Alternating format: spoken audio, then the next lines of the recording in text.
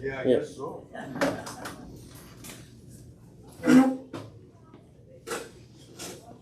I know, yeah, but we have to follow anyway.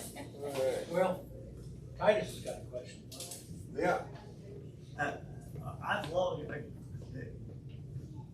been in agreement that the overlapping, it has, it just, it has to be. I mean, it just almost looks to me like it has to be.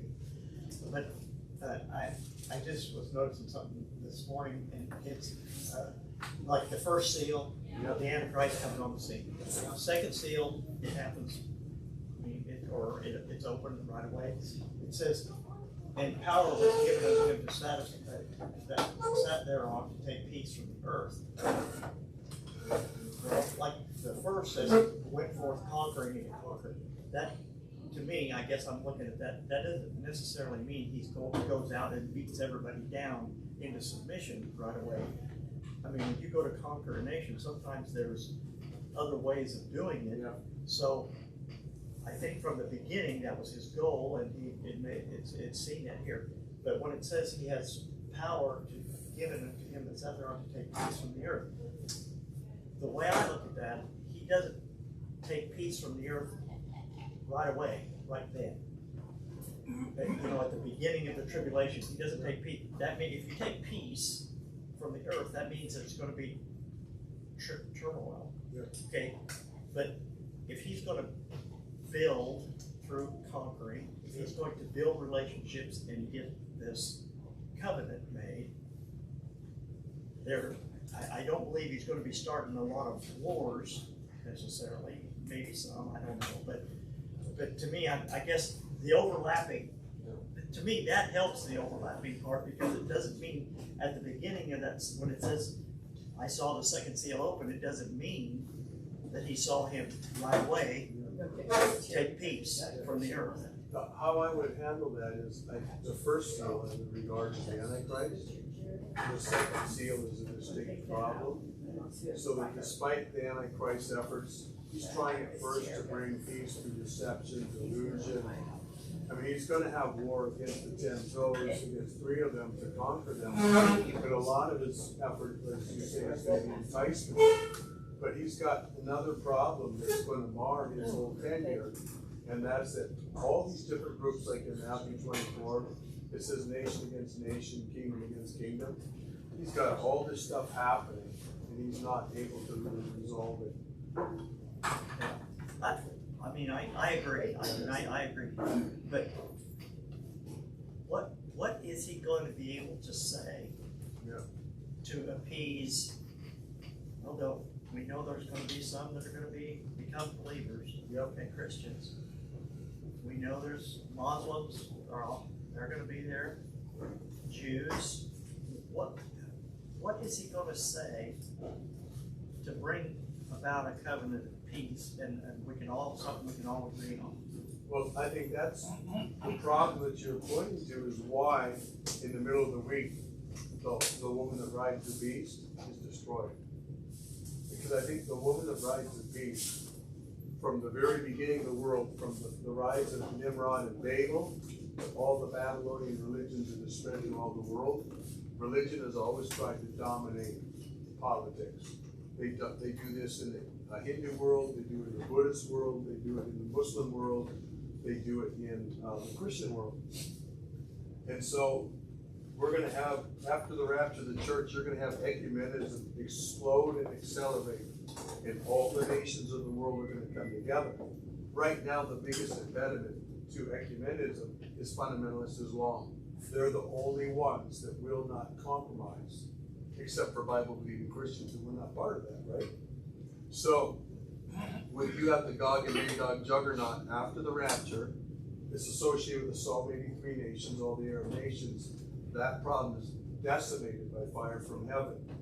When the Lord owns Israel, says, I'm Israel's God, and Israel sees that there's a God in heaven, and now that Muslim problem is gone.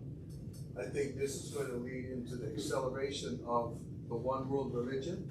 I think with this Islam plan, with Christianity led by the Catholic Church and Islam mingling together, I think that's gonna accelerate and become the world's religion, and everyone else gonna have to join in, Hindus, Buddhists, Jainists, everybody. But now there's only one Babylonian religion on earth. There used to be dozens. Once you have just one problem, now it's real easy for the Antichrist to get rid of the one woman that rides the beast, and that she'll be burned with fire. And that's when the political aspect of Babylon puts aside the religious aspect of Babylon forever, and the only religion on earth is going to be religious atheism, where they're going to look at man as able to rise and become ascended. And I think they're going to be looking at the Antichrist like the first ascended master human being, and they'll look at the Satan, who's the God that comes to visit them. He's going to be like the ascended master from another universe. At least that's how I'm seeing it. So that will be put away. And then at that point, now there's nothing to hinder the worship of the Antichrist because religion is put away. So, who's represented by the woman on the beast? Well, historically, evangelicals have pointed to the Pope and in Catholicism, but that's really only a partial picture, because all of the pagan religions in the world are Babylonian. They all come from Babel. They're all just different versions of it. You have people that were former Roman Catholics that get evangelical, they go to a Buddhist nation, or they go to a Hindu nation as an evangelical. And they're just amazed at the parallels between Catholicism and Hinduism, Catholicism and Buddhism. So that like they're taking out the monotheistic religion of the Jews because they trust in one God, and so therefore Tower of Babel, multiple gods, polytheism, kind of attacking that. Is that kind of the picture of it? Well, I think that's definitely going to be part of it, but ultimately, I think the only way these religions can all come together is just kind of get nebulous on their concept of God and come down to the common ground of the universal fatherhood of God, the universal brotherhood of man, and just focus on man-centric religion. And I think that's what it's all going to be about. We already see the Catholic Church going down that path. Oh, did you see the latest from the Pope? Is that Mary is no longer the co-redeemer? Yeah. Yeah. That's an interesting statement. Mm-hmm. That's basically given up distinctive Catholicism. Right, sure. So is that why when you talk about Psalm 118, that when it says, "Blessed is he who comes in the name of the Lord," that eventually everyone's going to be crying out for that because of what they see what happens with man-made religion and Antichrist shows us true colors and all the judgment that we even mentioned there in Revelation, that kind of Well, I think so, because climaxing there. if you think of right now, man has 1,000 options. Which one is true? All those options are removed. And so right now, most religions have at least a little bit of truth in them. That's all going to be removed. And all that's left is the true testimony of God on earth and the Antichrist. Like you were saying, Yep. last night, this is going to be a big distinction. So people are going to be forced. That can't be true. This has to be true.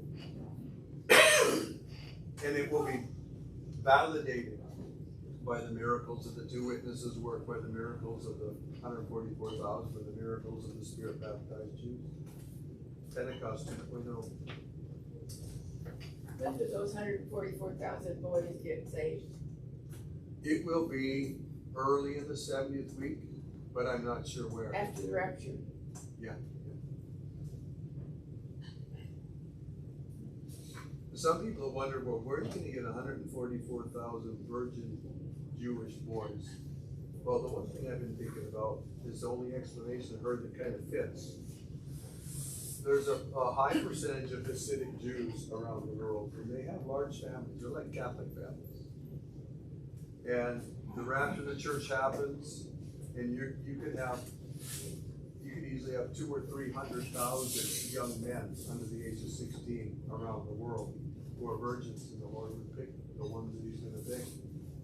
And they're maintained in very strict households. They're not even allowed to be in the same room as their sister after a certain age. So, very strict.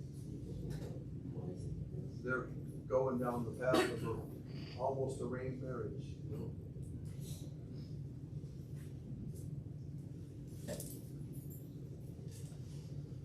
Do you think the Antichrist could be on earth today? I do, yeah. If we're as late as we think we are, because in my mind, I'm expecting the rapture in the near future. I don't know how near, but I would be hugely surprised if we're still here 10 years from now. If we're here 10 years from now, I'd just be shaking my head like, how in the world did that happen? Not good, but I'm thinking that a few years is probably how far we got, Matt. So who is the Antichrist? It's not any of the names that are popularly thrown out there. I don't think it's going to be Trump or Obama or Macron or any of these guys that are in the. I think he's in the wings. I think there's probably people in the deep state that know who he is. Do you think he's a Jew? I don't think he's a practicing Jew. I would not be a bit surprised if he has Jewish blood in him. This is the weirdest thing. Many of the people that are the most powerful movers and shakers in the Illuminati world and in the deep state around the world are Jewish extraction. Well, how in the world, I have no idea. We have him in Congress. Bernie Yep. Sanders is Jewish. Yep. Schumer, I think. Schumer Jewish? Yeah. Schumer's a Jew. Oh my goodness, a lot of leaders in Congress. Yep. Which I think this is part of the whole problem with Israel making a covenant with death and an agreement with Sheol. There's just enough of that influence in them. This is also illustrated, you know, in Zechariah we see the illustration where the wickedness is taken up and moved and planted in Babylon. You had all these wicked Jews that the Lord attempted over and over again to get them to be conformed to the Holy Spirit and the Word of God. And they just stubbornly, obstinately refused. That was the beginning of rabbinical traditions. The Lord picks them up, plants them in Babylon. And the most influential branch of Judaism in history is the Babylonian branch. The Babylonian Talmud is more authoritative for most Jews than Jerusalem Talmud. And it wasn't until the 1800s that they started moving away from Babylon. You come to the 1900s, and that population is decimated. I think there's less than 50 Jews left in Iraq today. But Babylon used to be the capital of Judaism.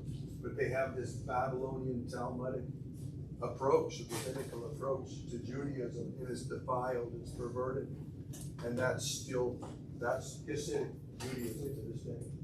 With all the references to Babylon in the book of Revelation, some of it literal, some of it symbolic. You know, like, you know, I mentioned Henry Morris to you. I mean, Henry Morris seems to think that, you know, literally Babylon would be the economic capital of the world. Then when we talk about Babylon, I think Henry Morris believes that's literal. Yeah. When they see in the ships, they're seeing Babylon burn, not New York City. I think Henry Morris says the literal Babylon would be. Well, most of the academic world today in dispensationalism, it holds that there will be a literal historical Babylon restored. Now, I'm a dissenter on that one, and I've got my reasons for it. I got 3 reasons actually. The first one is right there in the grammar. It says, on her name's forehead is written a name, comma, a mystery. And then it says Babylon. Now, grammatically, there's only 3 things you can do here. It can be in the positive, a name, a mystery, or it can be an adjective, a mystery name, or it can be like the ESV presents it as a genitive, a name of mystery. Those are the only 3 options we have. But either way, it all means the same thing, whether it's a mystery name or a name of mystery. That tells us that Babylon is not literal. And this, for some reason, from the last 40, 50 years in dispensationalism, rather than being divided on the position, the literal historical Babylon has become the dominant position amongst the academic part of dispensationalism. Now, there's 2 other problems that we face for literal Babylon. One is, historically, literal Babylon, historical Babylon, was never an annexed part of the Roman Empire. It was militarily conquered and held for about 2 years in the somewhere around 115 to 117 AD, and they held it. Now the military annexed it, but it was an impossible position to maintain, and Rome never ratified it. Rome never annexed it as an official part of the Roman Empire. So it's just a temporary military conquest. So whoever this Babylon is going to be in the last days, it has to bear an organic relationship to the historical Roman Empire. It either has to be one of the actual pieces that's in the fractured empire, or it has to be an established colony of one of the fractured pieces. Like Spain, Spain, France, England, Portugal, they all have colonies around the world. And so those are extensions of the Roman Empire. So it's got to have that organic connection. The other thing is the understanding that we're going to have a literal historical Babylon in the future is based on the idea that the prophecies in the Old Testament on the destruction of Babylon were never exhaustively fulfilled. It's always continuously been an inhabited city, and it has to be brought to a point where it ceases to exist. The difficulty with this is the city went into tremendous collapse after the time of Alexander the Great, and it was already it was in collapse at his time. But by the time you get to the Emperor Trajan in the Roman Empire, there was zero evidence of the original glory of the city. It was just stones and sand and wild animals. And there's dozens of records through the centuries, over 1,500 years from Trajan to the 1800s, when visitors would visit the area and there was no evidence of Babylon. It's not a city, there's nothing there but wildlife. In the 1800s, when we started excavations there, American and European excavations, you had 10 to 20,000 people move there, and there's temporary residences in the area. But even to this day, they've dug up the ancient walls of Babylon, and inside those ancient walls, there's no permanent structures for habitations, there's no permanent farms, there's no permanent ranches, there's nothing but wild animals inside those walls. And the only structures there are from the Archaeological Society, where they was temporarily living when they dug those walls up. And so I think that the destruction of Babylon is exhaustive. So if you take that Babylon is actually historically destroyed, that removes the ground for its restoration. And if you take the fact that Babylon was never historically a part of the Roman Empire, that removes the fact that it can be part of the Roman Empire in the last days. And then grammatically, it seems to demand that whoever Babylon is, it's a figurative Babylon. I think it traces all the way back to the Tower of Babel. You've got this Babylonian spirit that's working in the midst of iniquity that's going to come to a head in the last days. And when that stone not cut out by hands in Daniel chapter 2 hits the feet of the image, it destroys the whole image, not just the Roman Empire. It destroys the whole image. So this Babylonian spirit manifested from the head all the way down to the toes. So in the last days, it's the fourth beast is the Roman Empire, but it also is the final manifestation of Babel or Babylon. And I think that's why that city is called Babylon. Now there's another complication here that people get confused on. There's really three Babylons. There's political Babylon, which is going to be the capital of that final empire. There's economic Babylon, which we see in Revelation 18. And there's religious Babylon, which we see, for instance, in Revelation 17. Religious Babylon gets destroyed in the middle of the week. Economic and political Babylon are going to go to the end of the 70th week. And because these three are all Babylon, they kind of overlap and they get sloppy. And I think this causes problems if we try and identify for sure what city is going to be any one. We're going to run into complications. I mean, right now it looks like Rome might dominate the religious part, right? Sure. But things could change. And Mecca could dominate it. Who knows, right? By the same token, if you look at the trajectory of things right now, some people would say, well, I think the only seaport city in the world that matches Revelation 18 is New York City. But 2 years from now, New York City could be a glass pot. Right. from a nuke, right? So we want, whatever views we hold, we want to hold lightly and just maintain the general trajectory of the Babylon spirit and just the general concept that there's gonna be a political capital of Babylon in the last days and a political capital of Babylon, economic capital, and it's all Roman. And if we do that, then we won't lose the football pool, because we just took all the tickets, right? Whoever wins, we win. My husband has a book. I haven't read it, but it's on my bookshelf. It's called The Two Babylon. Yes, by Dave Hunt. I'm not sure who it's by.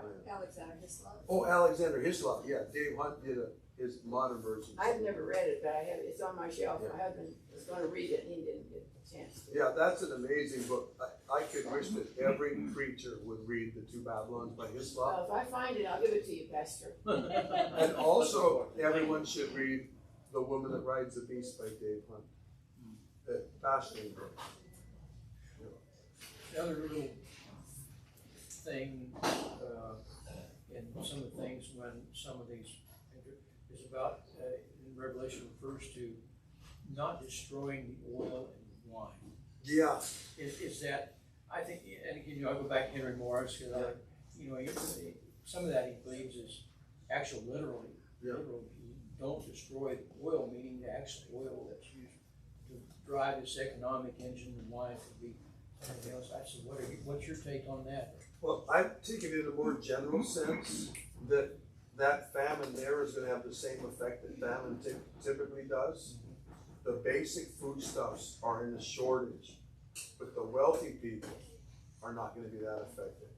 You know, there's gonna be plenty of wine and oil for the wealthy people to go around. The poor people, they're gonna have a hard time getting wheat or barley or corn or whatever their basic grain is, rice. And I think this is gonna be worldwide. For some reason, the wealthy always seem to have enough, and the poor are the ones that suffer.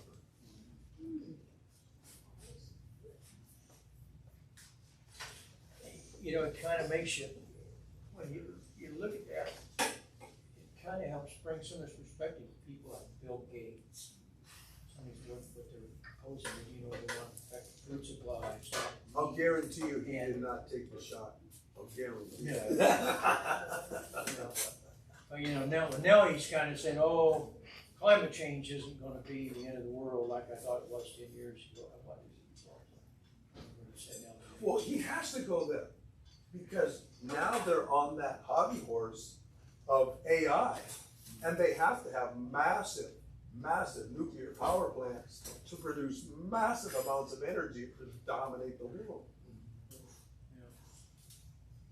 I mean, it's all, it makes, if we can see these pictures like this, it helps us understand what's going on politically and economically with some of these positions. You know what the main thing that's gonna be lost in the kingdom? Stupid. Oh.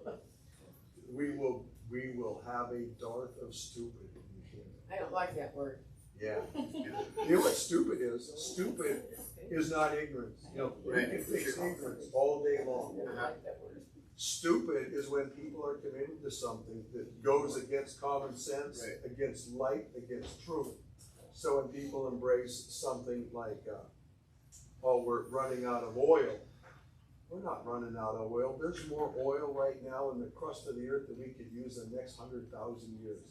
Just wake up. And plus, we run out of oil here on Earth. You got just one moon of Saturn has enough to run Earth for 1 million years. Yeah, it's pretty crazy. We're not out of oil. Our infrastructure is miserable, and we got hack jobs and whack jobs in the government.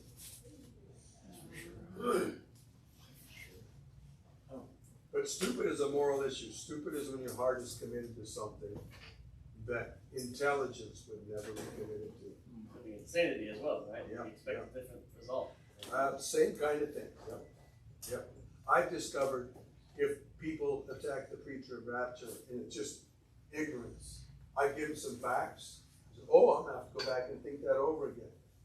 If they attack it from prejudice, and I give them some facts, you're just throwing water on gasoline, having gasoline on the fire. It's just crazy.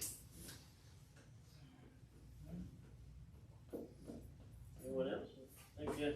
Lee, well, sure we'll stop around and as we get ready for